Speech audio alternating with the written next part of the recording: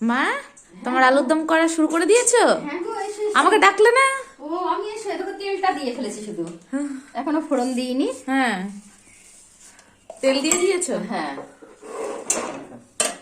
আর দেখো আলুটা সেদ্ধ করে নিয়েছিলাম, ছাড়িয়ে নিয়েছি।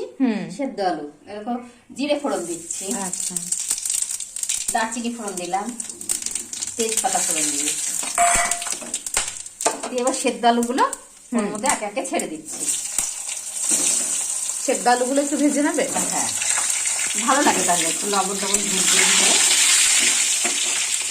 আচ্ছা, আলুগুলো গোটা গোটাই রাখবে না মাঝখান থেকে কেটে নেবে? একটু কেটে দেবো মাঝে মাঝে একটু।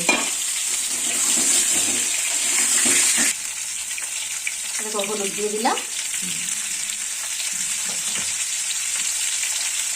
লবণটা স্বাদ অনুযায়ী দিলাম,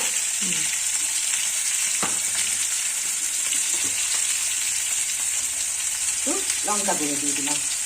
সব দিয়ে একটু ভাজবো। আর একটু আলুগুলোকে একটু কেটে কেটে দেবো, সবগুলো দেবো না, দু একটা দেবো। আচ্ছা, ভালো লাগবে গোটা গোটা আলুর দম পরোটা দিয়ে। এইভাবে কেটে দিচ্ছি। তারপর কিছুক্ষণ এটা ভাজবো।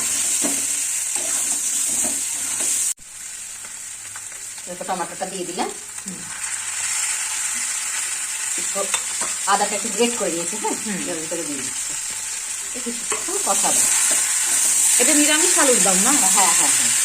আর এই যে ভাজা মশলাগুলো ভেজে রেখে দিয়ে দেবো, তেজপাতা, দারচিনি, এলাচ, লবঙ্গ, গোলমরিচ, এবার এটাকে একটু গুঁড়িয়ে নেবো। আচ্ছা, ভাজা মশলাটা একটু গুঁড়িয়ে নেবো।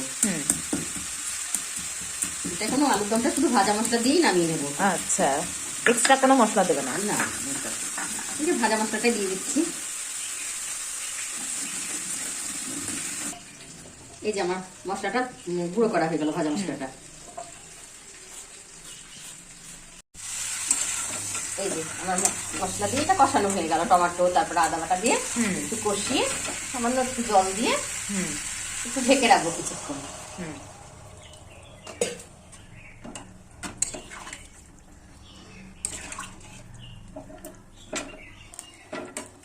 একটু ঢেকে রাখছি। এটা শিখতে পারছো? হ্যাঁ। এই দেখো হয়ে গেল, কারণ আলুটা তো সেদ্ধ আলু, বেশি ইয়ে করতে হবে না। আচ্ছা, দিয়ে এবার আমি একটু যে ভাজা মশলা করেছিলাম সেটা দিয়ে দেবো। এটা নামানোর আগেই ভাজা মশলাটা দিতে হয়। আচ্ছা, দারুণ টেস্ট হয় এই তরকারিটা।